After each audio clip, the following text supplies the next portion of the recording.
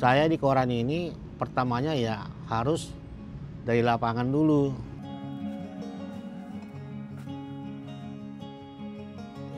Mulai merintis jadi agen tahun 83. Jadi pertama saya usahakan ini anak-anak buah yang jualannya di terminal apa di lampu merah.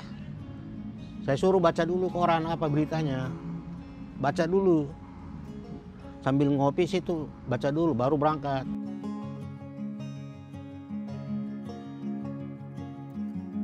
Kayak kacang goreng lakunya. Gitu. Gampang banget ya? Gampang banget dulu mencari, bawa koran dulu 500 tuh cepat habisnya. Tapi paling parahnya itu sejak ada HP digital ini, setiap bulan itu kayaknya kayak air yang udah jatuh ke dari apa dari gitu.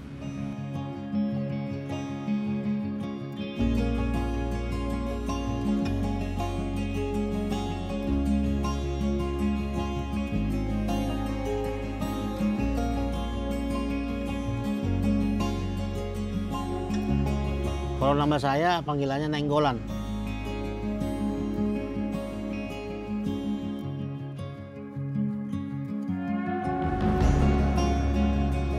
Kalau agen saya namanya agen Royana.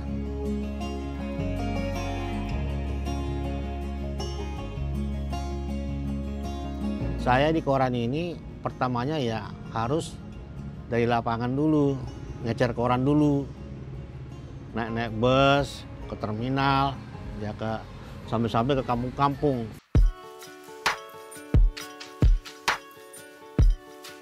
Kalau ini kan Cilitan, tapi kebanyakan dulu jualan koran daerah terminal. Ini kan dulu masih terminal ini, belum PGC belum.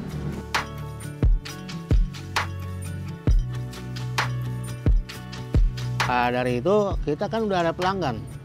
Mulai dari pelanggan tahun 81 sampai setahun lebih lah.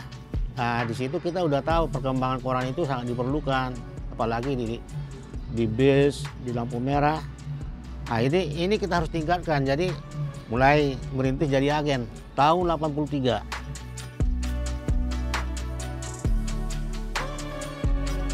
Ah, begini Pak, bertahap. Kita beli koran dulu ke Pulau Gadung. Pulau Gadung kan pos kota kan. Ya bawa 50, berarti kita butuh 250.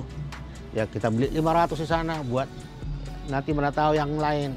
Soalnya kita kalau mengedarkan itu pada zaman itu masih cepat. Yang lain juga nawarin kan. Begitu tahu saya ada agen baru yang bisa diandalkan, Sinar Pagi nawarin, Kompas nawarin. Itu tahun 85 Sinar Pagi. Aku jadi agen Sinar Pagi juga. Sampai ke Sukabumi sana. Itu titik drop saya itu. Kawasan saya dari Jalan Raya Bogor, Cibinong, ya Ciracas, sampai ke Bogor, sampai ke Sukabumi.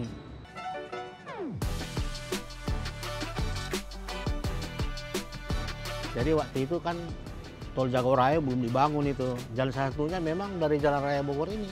Kalau Sinar Pagi dulu saya sampai 6.000-an, Kompas sampai 8.000. Dari 3 macam itu bisa 25.000 eksemplar per hari. Ya rata-ratanya begitulah. Majalah ya. Dulu Kartini itu sampai 800 per 2 minggu. Ya kan sekali 2 minggu kan. Tempo sekali seminggu itu sampai 1.200. Dulu ada majalah Sarinah, itu sampai 400, sekali 2 minggu juga itu. Dia kan gantian sama Kartini. Kalau Kartini minggu ini berarti Sarinah minggu depan. Gitu.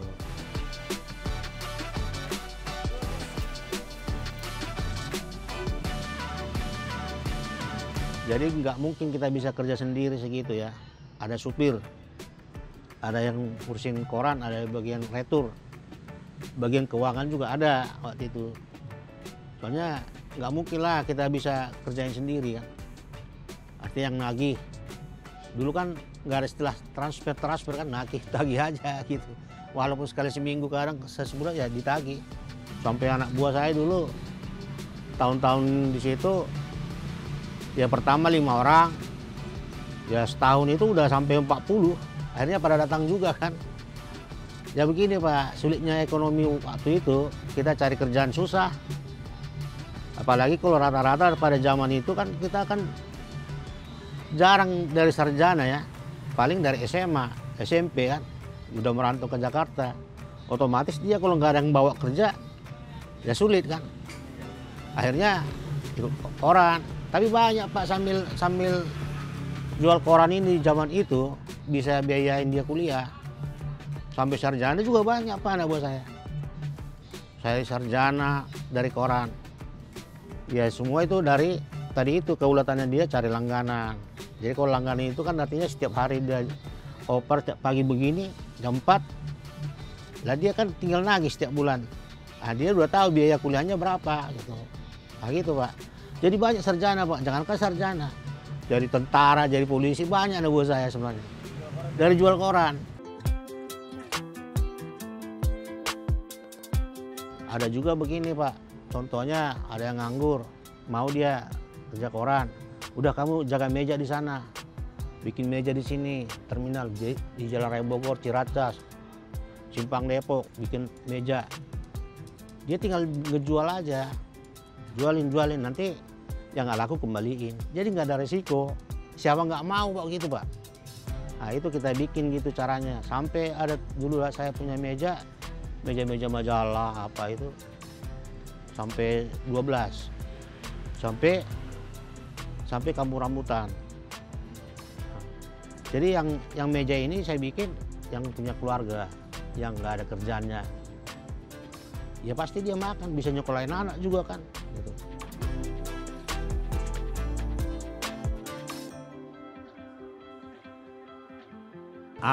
Gini Pak, kalau koran dulu jam-jam 2 udah nyampe pos kota.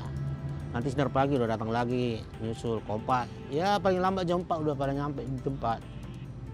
Jadi anak-anak pada ngumpul itu, nungguin. Jadi pertama saya usahakan ini anak-anak buah yang jualannya di terminal, apa di lampu merah. Saya suruh baca dulu koran apa beritanya. Baca dulu. Sambil ngopi situ, baca dulu baru berangkat. Lah hasil nanti ini kan berita-berita yang ini perlu diberitain sejak naik bus. Tangga pertama itu harus bisa, selamat pagi Bu, ini berita paling hangat pada hari ini yang begini gitu.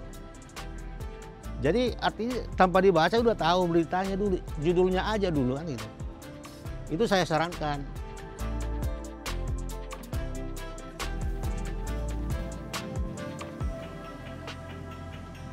Kalau politik itu ya kalau zaman misterius lah. Misterius. Masa Panglima LB Burdani. Loh, itu semua harian laku pasti. Selama ada misterius itu.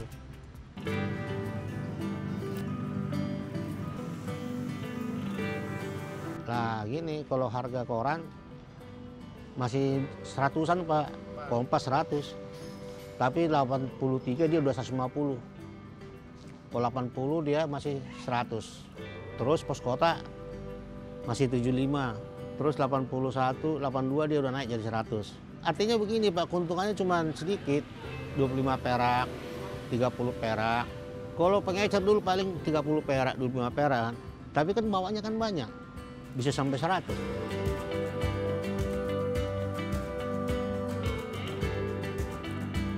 Waktu pada zaman itu, tahun 81 itu, uang segitu udah gede Pak. Kita makan aja di warteg 50 perak.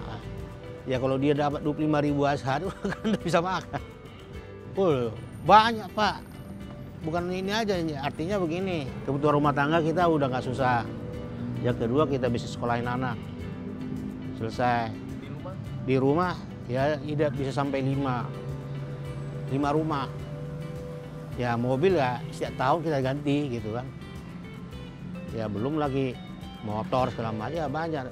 Kebutuhan apa itu hasilnya dari koran itu memang banyak Pak. Belum kebutuhan orang tua segala macam kan. Mertua kan gitu.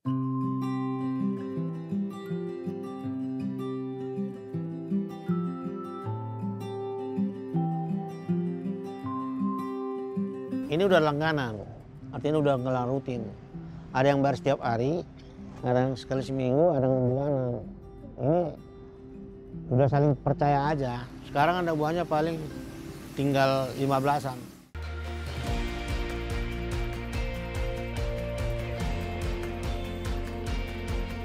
Martinus panggilan Boyong.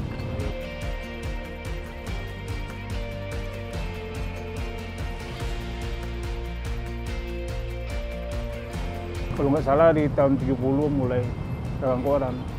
Lampu merah sama bis Jakarta Bogor. Dulu dari pagi sampai jam 3, jam 4 itu. Pagi kayak tadi lah, jam 6 udah jalan kita tuh. Kadang habis sholat subuh jalan kita.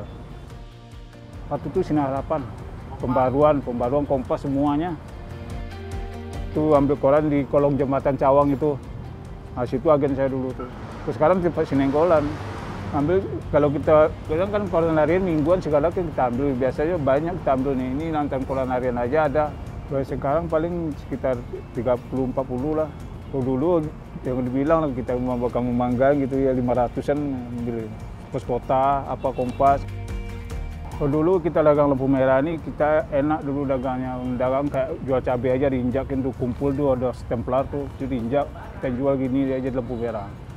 Kayak kacang goreng lakunya gitu. Gampang banget ya? Gampang banget dulu cari bawa koran 500 tuh cepat habisnya. Setengah hari kita kejar ke Sinar Harapan tuh ambil koran, jam 3 udah habis, jam 4 udah habis. Terus sekarang ini 2 lembar laku dari pagi. Berita Kota 1, Pos Kota 1, itu aja.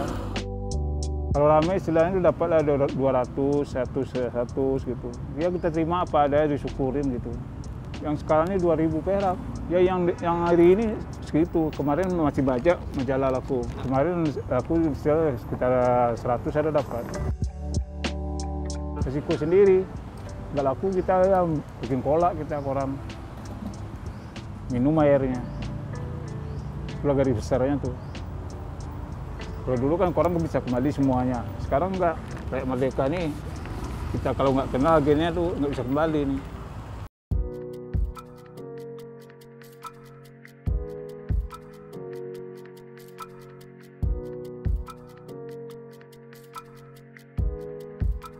Contohnya begini Pak, Kompas. Ini bukan retur sistemnya. Sistem hitungan rusak. Contohnya per hari saya bisa diterima 5. Kompas saya cuma 150. Hitungannya hitungan rusak, bukannya ini kalau nggak laku hitungannya rusak, klaim rusak. Kalau Merdeka ini masih diterima ya sedikit lah, ya 5%, 3% gitu. Returnya diterima, kayak gitu. Masih ada toleransi sih sedikit. Nah, ke Krismo udah Pos Kota udah sampai 6.000, turun sampai 4.000, turun lagi sampai 3.000 gitu. Ada HP ini udah di bawah 1.000, ya tinggal 1.000-an lah, 800 lah gitu. Nah, itu anjloknya. Ya makin hari makin turun lagi,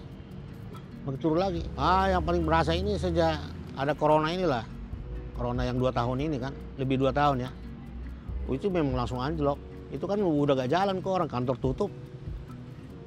Sampai sekarang akhirnya kan nggak minta lagi gitu. Langsung itu dari 50% ya tinggal 30%. Dari 100% jadi tinggal 30%, kayak gitu aja. Banyak yang berhenti sejak corona ini. Berhenti nggak mampu. Orang contohnya begini Pak, dia sub. Dia ngelayani anak buah lagi. Jatahnya dari kita contohnya 50. Begitu ada corona ini tinggal 20. Ya ngapain gua? Dia jualan bangun pagi-pagi cuma segitu. Kalau 20 biji jatahnya dia. Dia untungnya. Padahal dia kan butuh ini kan. Buat makan di rumah. Ya nggak mampu lah Pak. Tapi paling parahnya itu sejak ada HP digital ini, setiap bulan itu kayaknya kayak air yang udah jatuh ke dari apa gitu. Orang yang pakai HP lebih cepat dia dapat berita daripada kita baca koran. Kita kan kerja dulu baru baca-baca sepintas. Kalau HP itu kan kapan aja dia santai bisa baca. Apalagi anak muda sekarang yang lahir Jakarta. Yang lahir Jakarta saya bilang ya, pagi-pagi udah HP dulu kan. Terus sampai sore.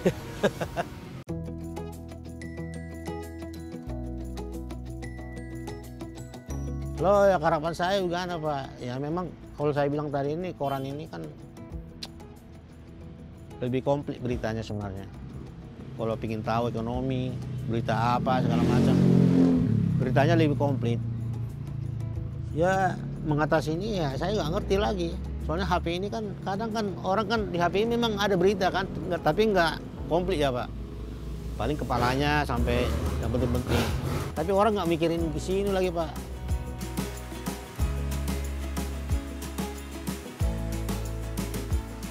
Itulah takdir saya, itu yang saya hadapin. Mau curi saya takut, segala takut saya. Inilah mencari jalan aman aja kita. Di sinilah titik ingat saya, titik saya untuk anak saya, mau gede anak saya di koran inilah. Anak udah sarjana, udah ngajar segala PNS. Dari koran ini, ya rumah 24 meter lah. Harapan saya mencari jalan aman aja, penting saya nggak menyusahin orang gitu aja. Saya nggak mengganggu, saya minta anak saya apa aja saya lakonin. Nah, bertahan begini Pak, saya bukannya sebenarnya sih, saya 2 tahun kemarin sejak anjlok ini udah saya kepikiran mau bikin usaha lain. Kayaknya dari koran itu kayaknya udah nggak butuh lagi lah gitu ya, udah ada di HP segala macam. Cuman saya begini Pak, pertahanan saya begini, biarkanlah saya. Soalnya hidup saya dulu di koran itu udah mewah. Bisa membutuhkan segala macam dari koran. Masa saya tinggal begitu saja? Saya sampai ini juga saya tetap jalankan gitu Pak.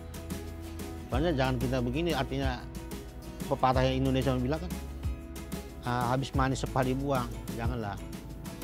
Hidup saya pertama dari koran ini. Nyokolain anak semua, beli ini segala macam di rumah dari koran. Masa saya tinggal Pak? Jangan karena saya tinggal, enggak. Ya kalau memang perusahaannya tutup mau saya apain? Loh sampai saya tetap saya kerjain ini koran. Sampai nanti percetakannya udah nggak mampu ya sudah.